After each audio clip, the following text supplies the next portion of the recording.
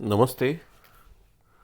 आज का हमारा टॉपिक है आश्रम व्यवस्था भाग एक, ब्रह्मचर्य आश्रम अर्थात ब्रह्मचर्य आश्रम के बारे में आज हम पढ़ेंगे। इससे पहले वाले टॉपिक में वीडियो में मैंने आश्रम व्यवस्था का उद्देश्य क्या था, आश्रम व्यवस्था का उद्भव कहाँ से हुआ, आश्रम व्यवस्था कितनी पुरानी है, इस पे चर्चा की थी और आश्रम पुरुषार्थ से, संस्कारों से कैसे संबंधित है, इस पे चर्चा की थी। आज हम आश्रम व्यवस्था के अलग अलग भागों का अध्ययन करेंगे, जिसमें से पहला जो भाग है ब्रह्मचर्य आश्रम, उसका हम अध्ययन करेंगे इस वीडियो में। जैसा कि हम जानते हैं कि ऋग्वेद में आश्रम व्यवस्था का उल्लेख नहीं है, परंतु धार्मिक विद्यार्थी के अर्थ में ब्रह्मचारी शब्द ऋग्वेद में मिलता है। मनुष्य के बौद्धिक व शिक्षित जीवन के निमित्त ब्रह्मचर्य आश्रम की व्यवस्था की गई। अथर्ववेद में ब्रह्मचारी शब्द आया है और ब्रह्मचर्य की चर्चा तैत्तरीय संहिता, शतपथ ब्राह्मण तथा अन्य वैदिक ग्रंथों में हुई। विद्या और शिक्षा की प्राप्ति इसी के पालन से होती है, जिससे मनुष्य के ज्ञान और गरिमा को बढ़ाया जाता है। ब्रह्मचर्य शब्द दो शब्दों से बना है, ब्रह्म और चर्य। ब्रह्म का अर्थ है वेद अथवा महान और चर्य का अर्थ है विचरण करना यानी अनुसरण करना।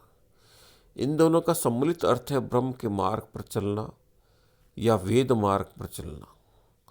गायत्री मंत्र से स्पष्ट है कि ब्रह्मचर्य आश्रम में विद्यार्थी के दो मुख्य उद्देश्य हैं, बुद्धि यानी ब्रह्म का विकास और दूसरा चरित्र का निर्माण।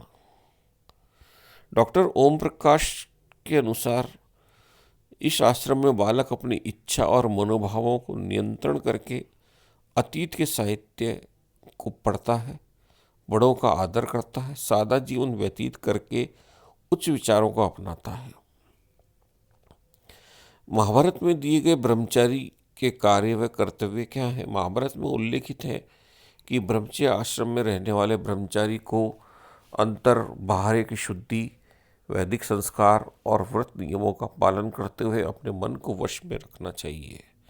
प्रातः और साय दोनों समय संध्या उपासना करनी चाहिए। सूर्य उपासना और अग्निहोत्र द्वारा अग्निदेव की आराधना करनी चाहिए। तंद्रा और आलस्य को त्याग कर प्रतिदिन गुरु को प्रणाम और वेदों के अभ्यास व श्रवण से अपनी अंतरात्मा को पवित्र करते रहना चाहिए। सुबह, शाम, दोपहर तीनों समय स्नान करना चाहिए। नित्य भिक्षा मांग कर लाना और उसे गुरु की सेवा में अर्पित करना चाहिए। गुरु जो कहे, जिसके लिए संकेत करे और जिस कार्य के निमित्त स्पष्ट आज्ञा दे, उसके विपरीत आचरण नहीं करना चाहिए। गुरु के कृपा प्रसाद में मिले हुए स्वाध्याय में तत्पर रहना चाहिए। इस आश्रम का प्रारंभ उपनयन संस्कार के साथ होता है। शांकायन गोभिल आपस्तंभ आश्वालन गृह सूत्र के अनुसार उपनयन संस्कार के बाद बालक ब्रह्मचर्य आश्रम में प्रवेश करता है। उपनयन संस्कार मानव को नियमित जीवन जीने के लिए प्रेरित करता है। यह माना जाता है कि मनुष्य शूद्र उत्पन्न हुआ है और इस संस्कार के द्वारा उसका दूसरा जन्म होता है, इसलिए उसे द्विज कहा जाता है। भारतीय ऋषियों के अनुसार मनुष्य 3 ऋणों लेके पैदा होता है, ऋषि ऋण, देव ऋण और पितृ ऋण। वेदाध्ययन द्वारा ही मनुष्य ऋषियों के ऋण से मुक्त हो सकता है। उपनयन संस्कार का सबसे प्राचीन उल्लेख अथर्ववेद में मिलता है और ये कहा गया है कि वहाँ की सूर्य आचार्य के पास संविधा और भिक्षा हाथ में लेकर उपस्थित हुआ। उपनयन का अर्थ उप और नयन का अर्थ यानी ले जाना। उप यानी समीप और नयन यानी ले जाना का पूरा अर्थ पास ले जाना, अर्थात वह संस्कार जिसके द्वारा ब्रह्मचारी को गुरु के पास ले जाया जाता है। उपनयन संस्कार में द्विजों के लिए था, न कि शूद्रों के लिए। अर्थात कहने का तात्पर्य है कि जिसका उपनयन नहीं होता और उसे द्विजों में सम्मिलित नहीं किया जा सकता था प्राचीन काल में।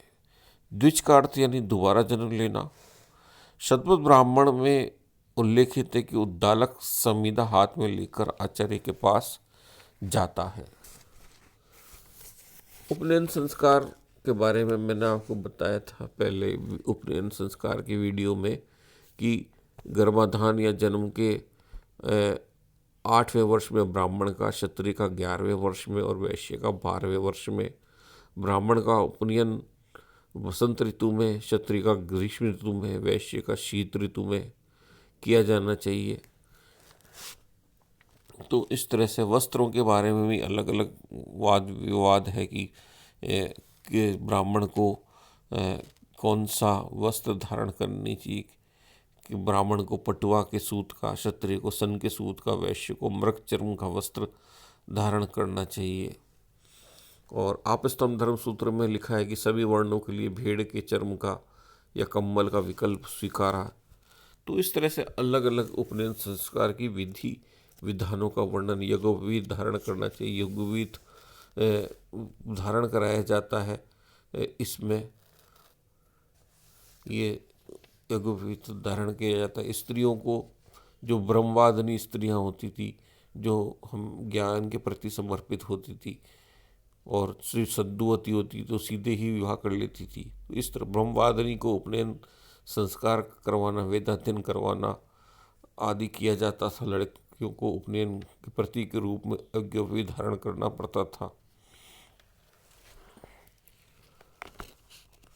उपनयन की विधि के बारे में बताया कि यज्ञोपवीत परम पवित्र जो मंत्र है, उस मंत्र का पालन करके ब्रह्मचार्य उपनयन संस्कार में प्रविष्ट होता है और उसका चौल कर्म किया जाता है और दाहिने पैर से पत्थर पर चढ़ने को कहा जाता है और उसे दही खिलाया जाता है। तो इस प्रकार से उपनयन संस्कार उसका गुरुकुल में किया जाता है। तो ब्रह्मचारी की जो जीवनचर्या होती है, ब्रह्मचारी के कुछ नियम होते हैं जिसको हम 2 श्रेणियों में बांटते हैं। एक तो वे नियम जिनमें ब्रह्मचारी अल्पकाल के लिए मानते हैं और दूसरे वे नियम जो उन्हें पूर्ण छात्र जीवन में माना जाता है। आश्वलन और बौधायन गृह सूत्र के अनुसार ब्रह्मचारी को उपनयन के उपरांत 3 रातों या 12 रातों या 1 वर्ष तक क्षार व लवण नहीं खाना चाहिए। पृथ्वी पर शयन करना चाहिए। मनु के अनुसार अल्पकालीन जो नियम है वे अग्नि में समीधा डालना, भिक्षा मांगना, भूशयन करना, गुरु के लिए कार्य करना, प्रतिदिन स्नान करना, वेदों और ऋषियों व पितरों का तर्पण करना, ये ब्रह्मचारियों का अल्पकालीन नियम माने गए। पूर्ण छात्र जीवन के जो नियम थे उनके वो थे आचमन करना, गुरु की सेवा करना, वाक संयम रखना यानी मौन आदि अपने धारण करना, समिधा दान करना, अग्नि परिचर्या करना, भिक्षा मांगना, संध्योपासना करना, वेदाध्ययन करना, कुछ खाद्यों एवं पेयों व गीतों का वर्जन आदि ब्रह्मचारी के पूर्ण छात्र जीवन के नियम थे जो विभिन्न सूत्रों व स्मृतियों में पाए जाते हैं। ये जो विभिन्न सूत्रों और स्मृतियों में जो नियम पाए गए वो हम यहाँ विस्तार से वर्णन करेंगे। जैसे मेघा यजन अर्थात उपनयन के 4थे दिन एक कृत्य किया जाता था जिसका नाम मेधा जनन था, बुद्धि की उत्पत्ति, जिसके द्वारा यह समझा जाता था ब्रह्मचारी की बुद्धि वेदाध्ययन की योग्य हो गई है। फिर समीधा, उपनयन के समय प्रज्वलित अग्नि को समीधा दे देकर 3 दिनों तक रखना पड़ता था। इसके उपरांत साधारण अग्नि में समीधा डाली जाती थी। प्रतिदिन प्रातः और साय 6 समीधा दी जाती थी। समीधा पलाश की या किसी अन्य वृक्ष की, पलाश, अश्वत्थ, नयग्रोध, प्लक्ष, उदुम्बर, विल्व, चंदन, सरल शाल, देवदारू एवं खद्र की होनी चाहिए थी। तो इस तरह से समीधा देना था। भिक्षा मांगना, आश्वालन गृह सूत्र में भिक्षा के विषय में कहा गया ब्रह्मचारी को ऐसे पुरुष या स्त्री से भिक्षा मांगनी चाहिए जो निषेध न करे और मांगते समय ब्रह्मचारी को कहना चाहिए महोदय भोजन दीजिए, भवती भिक्षाम देही, अर्थात महोदय भोजन दीजिए। हिरण्यकेशी गृह सूत्र में लिखा है कि आचार्य सर्वप्रथम दंड देता है और उसके उपरांत भिक्षा पात्र देकर कहता है कि जाओ बाहर और भिक्षा मांग कर लाओ। पहले वह माता से, तब अन्य दयालु घरों से भिक्षा मांगता है और भिक्षा मांगकर गुरु को लाकर देता है। कहता है यह भिक्षा है। गुरु ग्रहण करके कहता है ये अच्छी भिक्षा है। बौधायन गृह सूत्र में भी ये नियम दिए गए हैं कि ब्राह्मण ब्रह्मचारी इन शब्दों के साथ भिक्षा मांगता है। भवती भिक्षाम देही, भद्रे मुझे भोजन दीजिए, किंतु क्षत्रिय ब्रह्मचारी भिक्षा भवती देही कहता है एवं देही भिक्षा भवती कहता है। तो ये अलग अलग व्यवस्था दी गई है।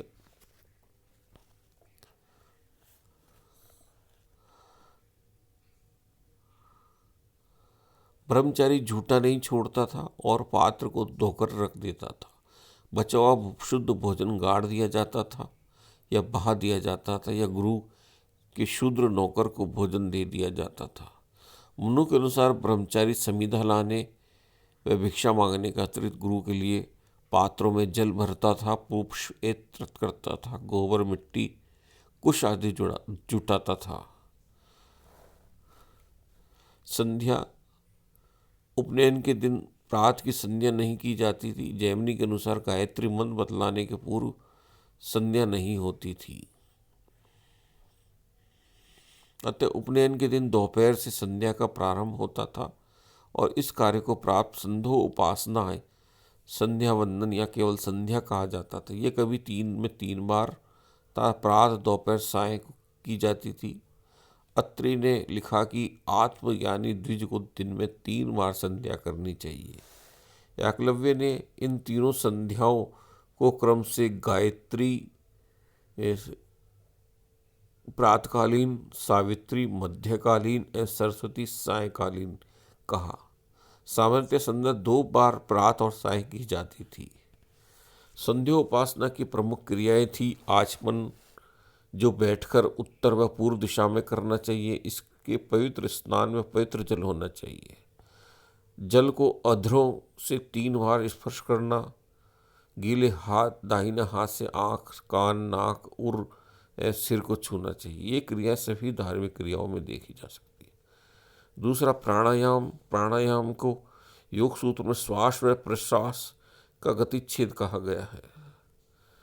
प्राणायाम के 3 अंग हैं। पूरक, भारी वायु भीतर लेना।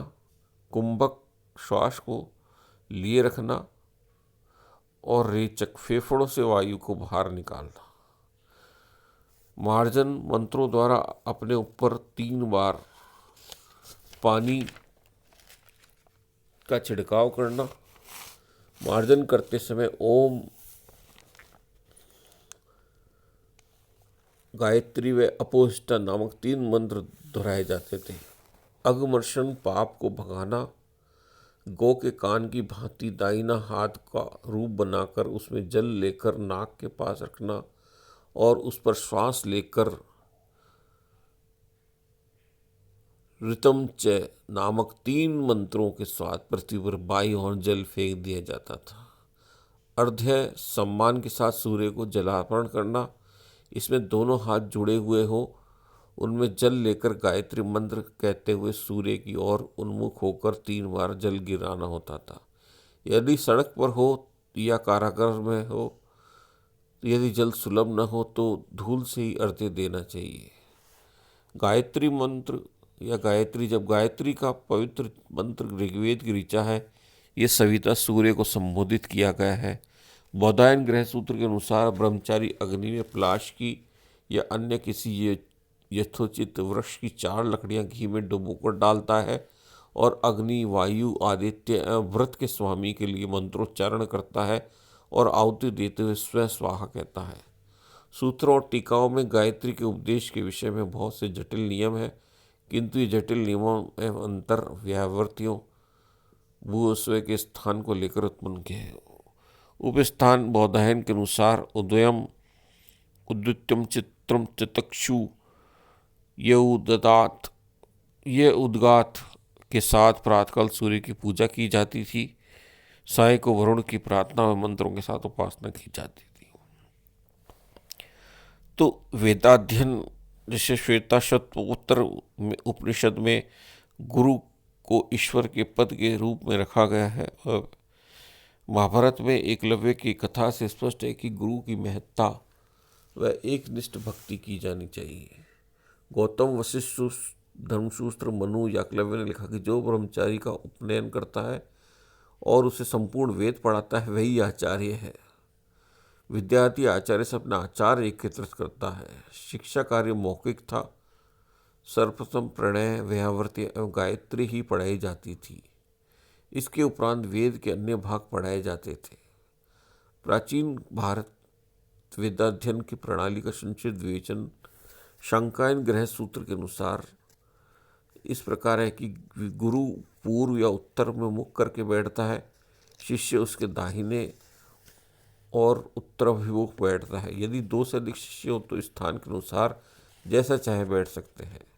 शिष्य को उच्चासन पर नहीं बैठना चाहिए और न ही गुरु के समीप उसी के आसन पर बैठना चाहिए। उसे अपने पैर नहीं फैलाने चाहिए, अपनी बाहों से घुटनों को पकड़कर भी नहीं बैठना चाहिए, किंतु वस्तु का सहारा भी नहीं लेना चाहिए। उसे अपने पाँवों को गोदी में नहीं रखना चाहिए और न ही कुल्हाड़ी की भांति पकड़ना चाहिए। जब शिष्य उच्चारण कीजिए महोदय कहता है तब आचार्य उसे ओम कहलाता है और शिष्य के ओम कहने के बाद शिष्य लगातार पढ़ता है। पढ़ने के उपरांत शिष्य को गुरु के पांव छूने चाहिए और कहना चाहिए महोदय अब हमने समाप्त कर लिया, यह कह के चलना चाहिए। गृह सूत्रों में उसके लिए दैनिक जीवन के जय ब्रह्मचारी को वर्षा में बाहर नहीं निकलना चाहिए, जल में मूत्र नहीं करना चाहिए। ब्रह्मचारी को अपनी जीवा, बाहों, पेट पर पूर्ण नियंत्रण रखना चाहिए आदि नियम बताए गए हैं। ब्रह्मचारी के 3 प्रमुख कर्तव्य बताए गए हैं। वैदिक ग्रंथों का स्वाध्याय करना, आचार्य की सेवा करना और ब्रह्मचर्य व्रत का पालन करना। तो इस प्रकार से काफ़ी लंबे चौड़े नियम ब्रह्मचारी के लिए बताए गए हैं। बौधायन गृह सूत्र में बताया गया है कि ब्रह्मचारी के लिए नृत्य, गायन, वाद्य, सुगंधित वस्तुएं, माला, जूता, छाता, अंजन, हंसना, नग्न स्त्री को देखना, स्त्री को मुख से सूंघना, उसके मन से कामना करना, उसे अकारण स्पर्श करना आदि निषिद्ध बातें थी तथा सत्य भाषण, अहंकारहीनता और गुरु से पहले जागना ब्रह्मचारी के लिए आवश्यक था। गुरु की अनुपस्थिति में ब्रह्मचारी गुरुपुत्र या ज्येष्ठ ब्रह्मचारी की सेवा करता था। तो इस तरह से ब्रह्मचारी के लिए काफ़ी नियम इनमें गृह धर्मशास्त्र सूत्रों में बताए गए हैं। छांदोग्य उपनिषद से पता चलता है कि ब्रह्मचारी की अवधि 12 वर्ष की होती थी। कौपत ब्राह्मण के अनुसार सभी वेदों के अध्ययन के लिए 48 वर्ष 12 × 4, क्योंकि ये माना जाता था कि 1 वर्ष के अध्ययन करने के लिए 12 वर्ष लगते हैं। भारद्वाज ने 75 वर्ष तक वेदों का अध्ययन किया था।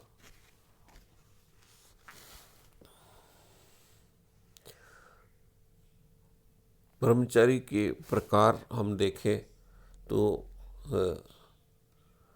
सभी गुरुकुल विद्यार्थी अंतेवासी कहलाते थे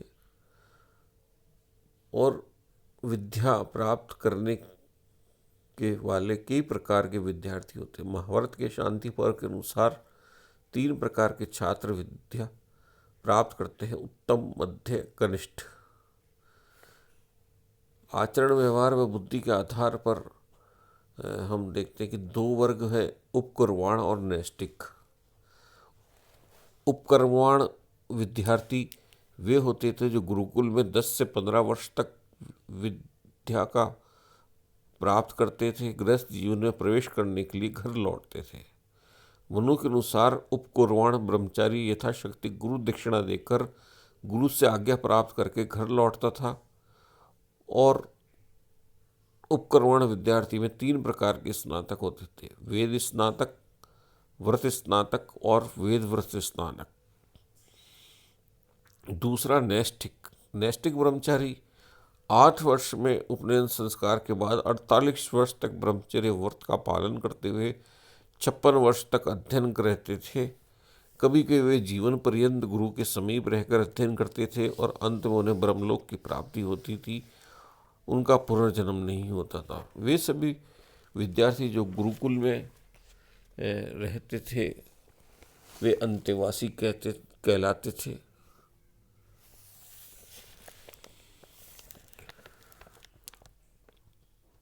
पांच नाम नामनी संज्ञावाचक का अध्ययन करने वाला विद्यार्थी महानामनी कहा जाता था। ब्रह्मचर्य का पालन करना ब्रह्मचर्य